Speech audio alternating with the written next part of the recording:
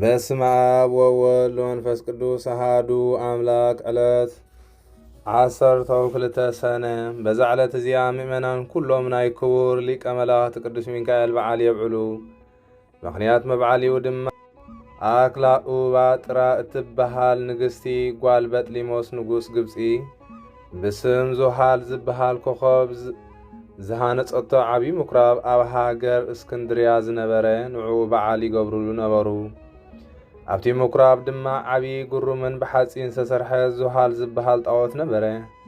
ኣብ በዓሉ ድማ ነቲ ጣዖት ብዙሕ መስዋእቲ ይሓርድሉ ነበሩ። እዚ ከዓ ክሳብ መዋዕል ሲመቱ ንኣባ እለ እስክንድሮስ ካብ ልደት ጎይታና ክሳብ 300 ዓመት ኣቢሉ ካብኡ ንላዕሊ እውን ይኸውን ጸንሐ። ኣባ እለ እስክንድሮስ ኣብ እስክንድርያ ሊቀ ጳጳሳት ምስ ተሸመ ቆስጠንጢኖስ ጻድቕ እውን ምስ ነገሰ እታ ቅንዕቲ ሃይማኖት ክርስትና ሰፍሐት ተዘርግሐት።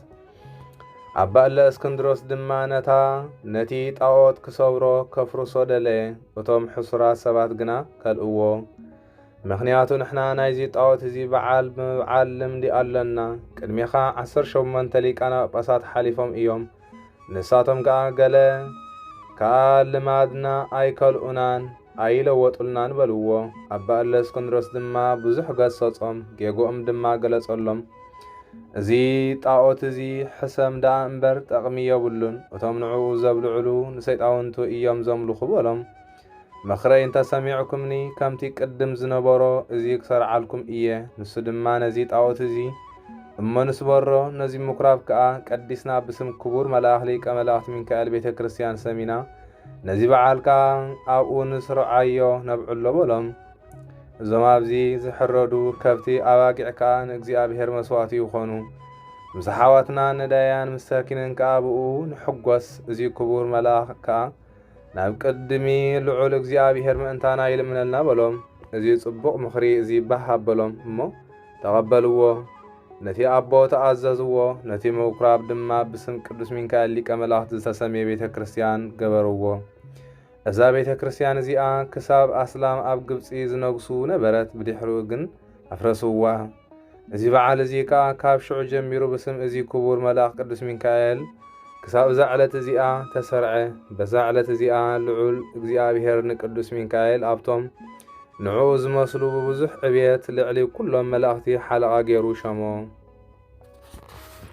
ንኽቡር ቅዱስ ሚካኤል ብዙሕ ተኣምራት ኣለዎ። ካብቲ ተኣምራቱ ሓደ ንእግዚአብሔር ዝፈርሕ ሰብኣይ ነበረ። ንሱ ዝኽሪ ቅዱስ ሚካኤል ዕለት 12 ወርሒ ኣውራ ድማ ሕዳርን ሰነን ይገብር ነበረ። ኣብቲ ጎረቤቱ ድማ ሓደ ሃብታም ሰብኣይ ርህራሄ ዘይብሉ ንእግዚአብሔር እውን ዘይፈርሕ ነበረ።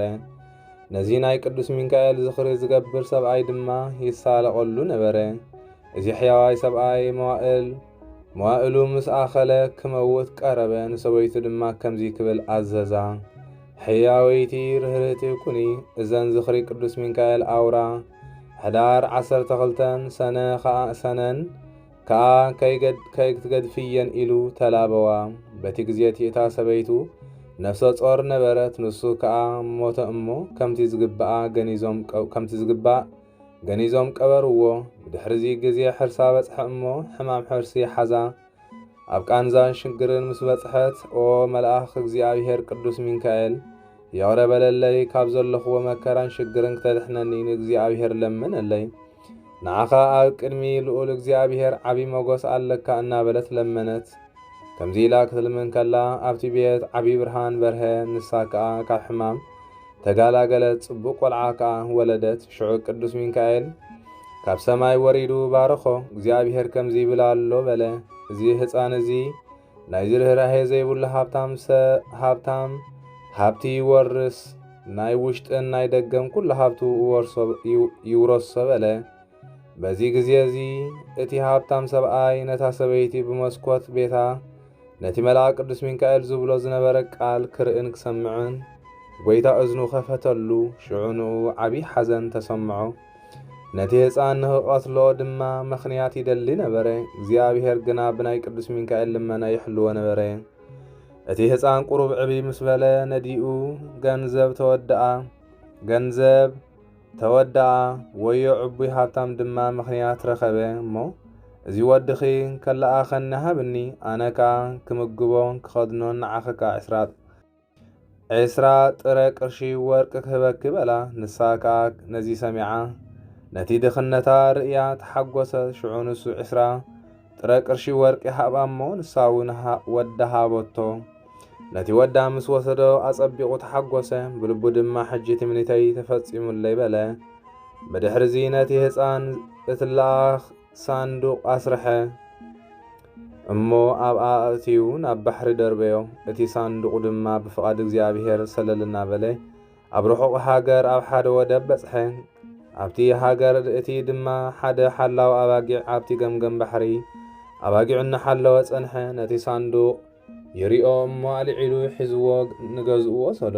ከመይ ገይረ ደኣ ክኸፍቶ እየ ኢሉ ሓሰበ እሞ እግዚኣብሔር ከዓ ሓደ ሓሳብ ኣሕሰቦ። ንባሕሪ ከይዱ ንሓደ ገፋፋ ዓሳ መቕሉብካ ብስመይ እሞ ናብ ባሕሪ ደርብያ ዝሓዝካዮ ዓሳ ንዓይ ክኸውን ኣነ ከዓ ዋግኡ ክበካ እየ በሎ። እቲ ገፋፋ ዓሳ ድማ ከምኡ ገበረ። መቕሉቡ እንተሰደደ ሓደ ዓብዪ ዓሳ ሓዘ። ሽዑ ዋጋኡ ተቐቢሎ ዓሳኡ ሃቦ። ንሱ እቲ ሓላዊ ኣባጊዕ ዓሳኡ ሒዙ ንገዝኡ ምስ ከደ ጠቢሑ ብሓዊ ጠቢሱ ኣብሲሉ መስድራኡ ክበልዖ ከሎ ኣብ ከብዲ እቲ ዓሳ ድማ መፍትሕ ረኸበ። እዚ መፍትሕ እዚ ነዚ ሳንዱቕ ደኾን ክኸፍቶ ኢሉ ኣብቲ ዓይኒ እቲ መፍትሕ ናይ ሳንዱቕ እንተኣእተዎ ተኸፍተሉ። ኣብቲ ሳንዱቕ ከዓ ከመይ ዝበለ ቆልዓ ረኸበ። ተደነቐ፣ ኣጸቢቑ ከዓ ተሓጐሰ፣ ንእግዚኣብሔር ድማ ኣመስገነ። ሽዑ ነቲ ህፃን ኣብ ባሕሪ ስለ ዝረኸቦ ባሕራን ኢሉ ሰመዮ። ፍቱ ወዱ ድማ ገበሮ። ካብቲ ባሕራን ዝተወልደሉ ዓዲ ናብቲ ሓላዊ ኣባጊዕ ዘሎ ዓዲ ርሑቑ መንገዲ 10 መዓልቲ ነበረ። ድሕሪ ብዙሕ መዓልታት እቲ ምሕረት ዘይብሉ ሃብታም ሰብኣይ ናብዛ ባሕራን ዘለዎ ዓዲ ገሸ። ኣጋምሸት ከዓ ኣብቲ እንዳ ሓላዊ ኣባጊዕ ኣፍ ደገ በጽሐ። ኣብዚ ገዛኻ ዝሓድረሉ ቦታ ዶ ኣለካ? ክሳብ ጽባሕ ክጸንሕ ዋጋኻ ከዓ ክኸፍለካ በሎ እሞ ንሱ ከዓ ሕራይ ሕደር ኢሉ ኣእተዎ። ሽዑ ንወዱ ባሕራን ኢሉ ክጽውዖ ምስ ሰምዐ እቲ ሃብታም ከዓ ባሕራን ማለት ደኣ እንታይ ማለት እዩ ኢሉ ይሓቶ። ኣቦኡ ድማ ኣነ ነዚ ቆልዓ ኣብ ባሕሪ ዝረኸብክዎ እዩ።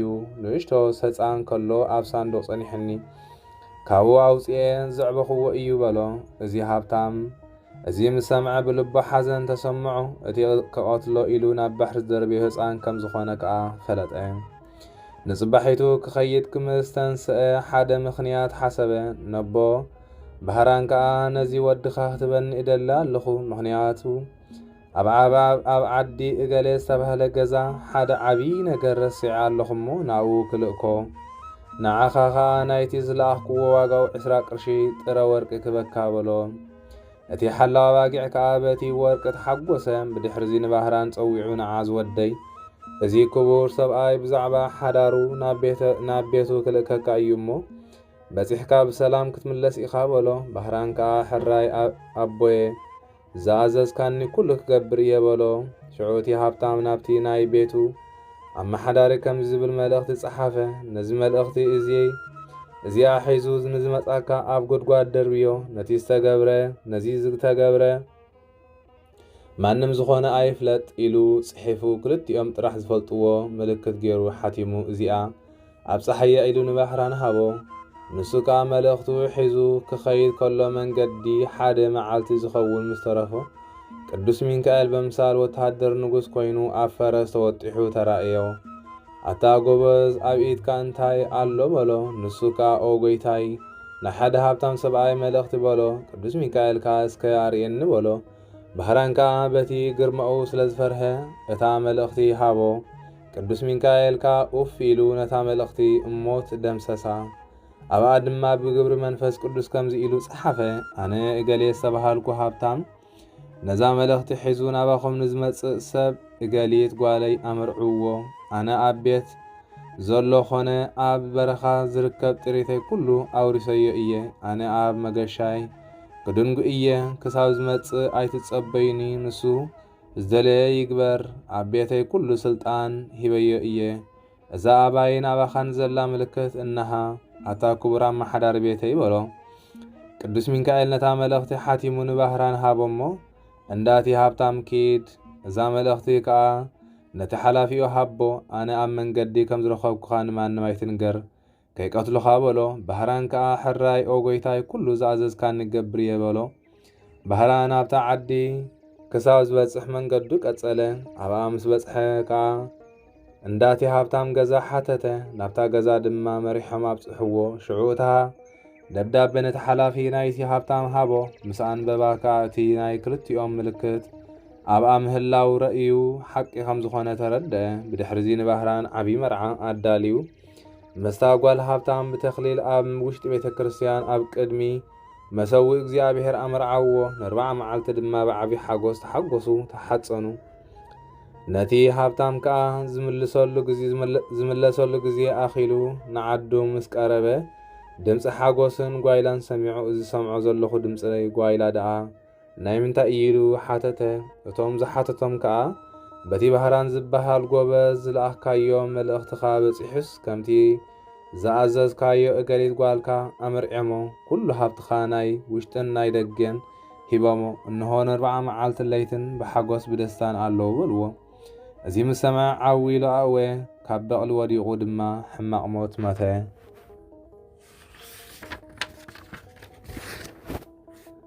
ባህራን ድማ ብናይ ቅዱስ ሚካኤል ኣማላድነት ብትእዛዝ እግዚኣብሔር ናይቲ ሃብታም ንብረት ኩሉ ወረሶ። ብድሕሪዚ ባህራን እቲ ኣብ መንገዲ ዝተገልጸሉ ነታ መልእኽቲ ሞት ደምሲሱ ኣብ ክንደኣ መልእኽቲ ህይወት ዝጸሓፈሉ ቅዱስ ሚካኤል ከም ዝኾነ እዚ ከዓ ብናይ ኣቦኡን ኣዲኡን ፍቕሪ ከም ዝኾነ ተረድአ። ቀጺሉ ባህራን ብስም ቅዱስ ሚካኤል ቤተ ክርስቲያን ሃነጸ። ኣብ ውሽጣ ከዓ ስእሉ ሰኣለ። ኣብኡ ድማ ተኣምራትን መንክራትን ይረኣዩ። ሕሙማት ከዓ ይሓዊ ነበሩ። ባህራን ኣብታ ቤተ ክርስቲያን ካህንቶ ሸይሙ ክሳብ ዕለተ ሞቱ የገልግል ነበረ። ብናይ ቅዱስ ሚካኤል ኣማላድነት ድማ ንሱ ኣቦኡ ኣዲኡ ደቁ ሰበይቱ ንመንግሥተ ሰማያት ብቑዓት ኮኑ። ኣብታ ቅድስቲ በዓል ትንሣኤ ጎይታና ክቡር መልኣኽ ሚካኤል ሊቀ መላእኽቲ ኣብ ቅድሚ መንበር እግዚኣብሔር ሰጊዱ ከምዚ እናበለ ይልምን። ኦ ጎይታይ እልምነካ ካብ ሕያውነትካ እውን እደሊ ኣለኹ። ኣብዚ ምድሪ ኩሎም ዝኽረይ ንዝገብሩ ምእንቲ እቲ ሓቀኛ ኪዳንካ ክትምሕረለይ ምኽንያት ንስኻ መሓርን ይቕረ ባሃልን ኢኻ እናበለ ጎይታ ከዓ ከምዚ ኢሉ ይምልሰሉ። ኦ ሚካኤል እሙነይ ዝኽርኻ ዝገብሩ ነፍሳት በቲ ነበልባል ኣኽናፍካ ጸይርካ 3 ግዜ ካብ ሲኦል ክተውፅእ እዘካ ኣለኹ። ክቡር ሚካኤል ከዓ ካብ ኣፍ ልዑል እግዚኣብሔር ነዚ ምስ ሰምዐ ይሕጐስ ደስ ይብሎ እሞ ካብቶም ኣብ ምድሪ ከለዉ ዝኽሩ ዝገብሩ 3 ግዜ ኣልዒሉ ባሕሪ ሓዊ የሳግሮም። ንሳቶም ከዓ እልፍን ኣእላፋትን እዮም።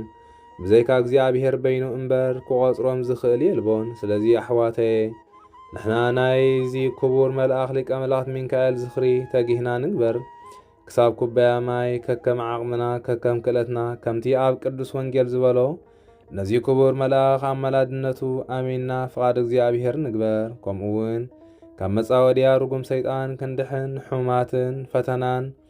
ሕማማትን ፈተናን ከርሕቐልና ፍረ ምድርና ከብዝሓልና ንኹሉ ግብሪ ሰናይ ንኽረድኣና ሓጢኣትና እውን ክሰርየልና ነቶም ብክርስቶስ ኣሚኖም ዝሞቱ ነፍሳት ኣቦታትናን ኣዴታትናን ኣሕዋትናን ኣሓትናን እግዚኣብሔር ክዕርፍ ነቶም ኣብ ምርኮን ኣብ ማእሰርትን ኣብ ከቢድ ኣጋዛዝኣን ዘለዉ ንናብ ሃገሮም ናብ ቦቶኦምን ብጥዕና ብሰላምን ክመልሶም ነቶም ኣብ መገሻ ዘለዉ ድማ ነናብ ቦቶኦም ብሰላም ክመልሶም ንዓና ከዓ ኣብ ማእከልና ፍቕሪ ክበና ክሳብ መወዳእታና ድማ ኣብዛ ቅንዕቲ ሃይማኖት ከጽንዓና ንዘለዓለም ዓለም ኣሜን። በዛ ዕለት እዚኣ ክብርቲ ዘመድ ቅድስቲ ኣፎምያ ዓረፈት። እዛ ቅድስቲ እዚኣ ንሓደ ሃብታም ፈራሒ እግዚኣብሔር ሰብኣይ ሰበይቱ ነበረት። እዚ ሰብኣይ ኣብ 3 በዓላት ብዙሕ ምጽዋት ይምጽውት ነበረ። እቶም በዓላት ከዓ በዓል ክቡር ሚካኤል ዕለት 12 ወርሓዊ በዓል፣ ኣዴና ቅድስት ድንግል ማርያም 21 ወርሓዊ በዓል፣ መዘከርታ ልደት መድኃኒና ኢየሱስ ክርስቶስ 29 ወርሓዊ እዮም። ግዜ ዕረፍቱ ምስ ቀረበ ንሰበይቱ እዚ ብሂወት ከሎ ዝገብሮ ዝነበረ ተግባር ከይትገድፍዮ ኢሉ ሓደራ በላ። ኣውራ ድማ ብዛዕባ እዘን 3 በዓላት ንሳ ከዓ ንሰብኣያ ስእሊ ክቡር መልኣኽ ሚካኤል ሊቀ መላእኽቲ ኣስኢሉ ክህባ ሓተተቶ። ንሱ እውን ከምቲ ዝበለቶ ኣስኢሉ ሃባ። ሰብኣያ ምስ ሞተ ከምቲ ቅድም ሰብኣያ ዝገብሮ ዝነበረ እትገብር ኮነት። ሰይጣን ኣብ ልዕሊኣ ቀንአ። በምሳል መበለት ፈላሲ ተመሰለ። ምስኣ ከዓ ብዙሓት መነኮሳያት ኣኸቲሉ ተዛረባ። በኣኺ ኣሓዝን እየ ድንግጸልኪ እውን በየበላ። ስለዚ ክመኽረኪ ገንዘብኪ ከይተወድአ ከሎ ክትምርዓዊ እሞ ውላድ ክትወልዲ በላ። ደጊሙ ድማ ሰብኣይኪ መንግሥተ ሰማያት ወሪሱ እዩ። ምጽዋት ኣየድልን እዩ። ገንዘብኪ ንብላሽ ኣይተጥፍኢ በላ። ቅድስቲ ኣፎምያ ከዓ ከምዚ በለቶ፣ ረጋቢት ኮና ኳኳት እኳ ድሕሪ ሰብኣይን ካልእ ሰብኣይ ኣይፈልጣን እየን። እዚ ግብሪ እዚ ደኣ ብኣርኣያ እግዚኣብሔር ኣብ ዝተፈጥሩ ሰባት ከመይሉ ይኸውን በለቶ። ምስማዕ ምስ ኣበየቶ መልክዑ ለወጠ። ኣብ ልዕሊኣ እውን ክፈከረ ኣነ ብኻልእ ግዜ ናባኺ ክመጽእ የበላ። ንሳ ከዓ ስእሊ ክቡር ቅዱስ ሚካኤል ኣልዒላ ብኡ ጌራ ሰጎጎቶ። ካብኡ ዕለት 12 ሰነ ምስ ኮነ ከም ልማዳ ዝኽሪ በዓል ክቡር መልኣኽ እናገበረት ከላ ሰይጣን ብኣምሳል መልኣኽ እግዚኣብሔር ኮይኑ ተገልጸላ። ሰላም ንዓኺ ኦ ኣፎምያ፣ ኣነ ናባኺ ዝተለኣኩ መልኣኽ እግዚኣብሔር እየ በላ። ንሱ ከዓ ጐይታ ንሓደ ካብ ምእመናን ዝኾነ ሰብኣይ ክትምርዓዊ ኣዚዙከ ኣሎ በላ። ኣስተውዕሊ፣ ሰብኣይ ዘይብላ ሰበይቲ መልሕቕ ከም ዘይብላ መርከብ እያ ኢሉ ካብ መጻሕፍቲ ብሉይ ኪዳን ከም ኣብርሃም፣ ያዕቆብ፣ ዳዊት ዝመሰሉ ብዙሓት ኣንስቲ ተመርዓዮም ንእግዚኣብሔርካ ዘስመርዎ ምሳሌ ኣቕርበላ። ንሳ ከዓ መለሰትሉ፣ ንስኻ መልኣኽ እግዚኣብሔር እንተኾይንካ ኣበያ ደኣሎ መስቀልካ?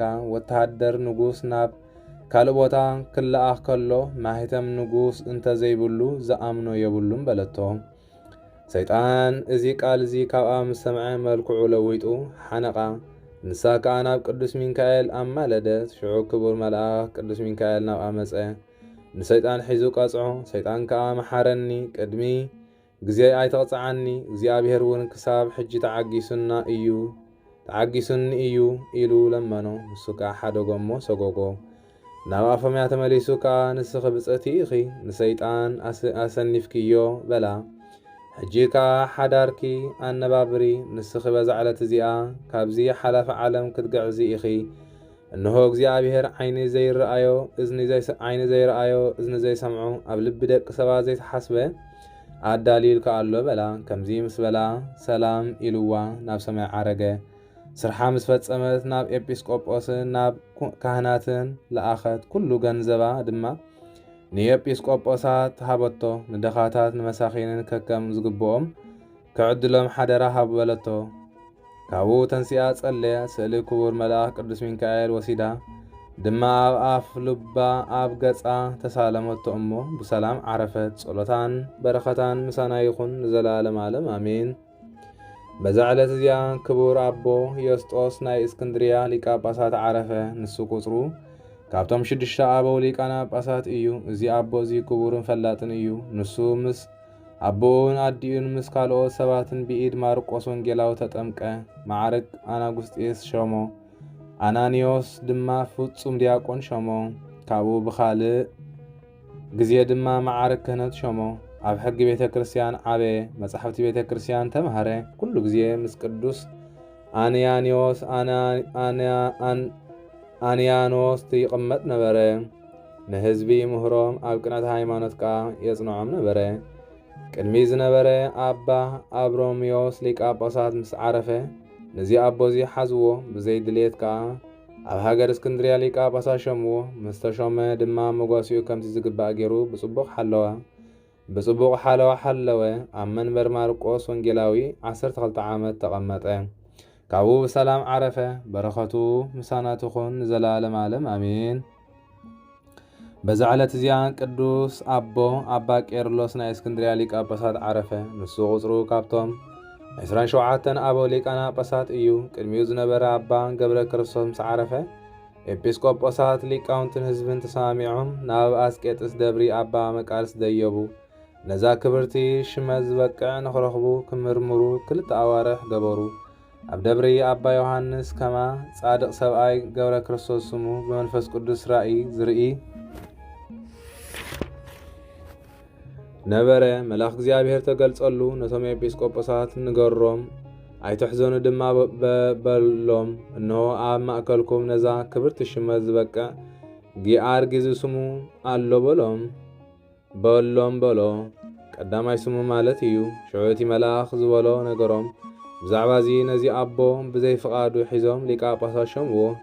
ናይ ሃገር ግብፂ ቤተ ክርስቲያን ከዓ ብኡ በርሀት ህዝበ ክርስቲያን ተሓጐሱ። ንሱ ኣዝዩ ይፈላጥ ነበረ። ኤጲስቆጶሳት ቀሳውስትን ዲያቆናትን ሾመ።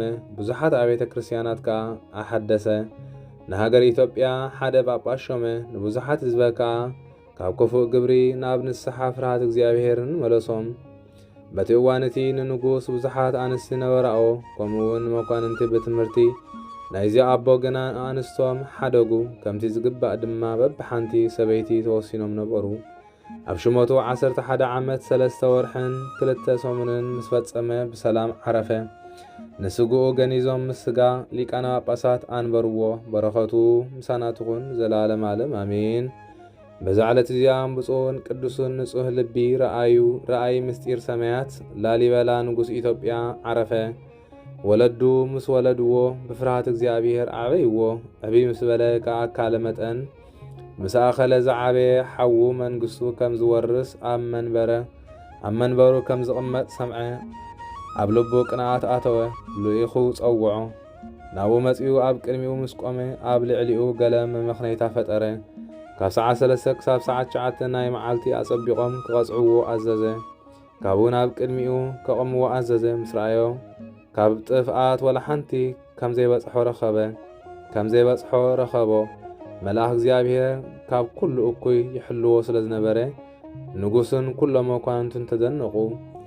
ካብኡ ኦ ሓወይ ኣብ ልዕሊኻ ዝበደልክዎ ሕደግ ኣለ ይበሎ። ኣብ ነንሓድሕዶም ከዓ ዕርቅን ሰላምን ገበሩ። ጎይታና ናብቲ መቕፅዓቱ ርእዩ መንግስቲ ኣውረሶ። ምስ ነገሰ ከዓ ንእግዚአብሔር ከመይ ገይሩ ከም ዝሕጐሶ ሓሰበ። ኣብ ዘመን ሽሞቱ ንድኻታትን መሳኺን ብዙሕ ምጽዋት ገበረ። እግዚአብሔር ጽንዓትን ፍቕሩን ርእዩ መልኣኹ ለኣኸሉ። ምስኡ ከዓ ናብ ሰማያት መሰጦ። ን10 ዓመት ን10 ኣብያተ ክርስቲያናት ናተን መልክዕ ዘለወን ከመይ ገይሩ ከም ዝሰርሐን ኣርኣዮ። ናብ ናይ ቅድም ህልውናኡ ተመሊሱ ከምቲ መልኣኽ እግዚአብሔር ዝረአዮ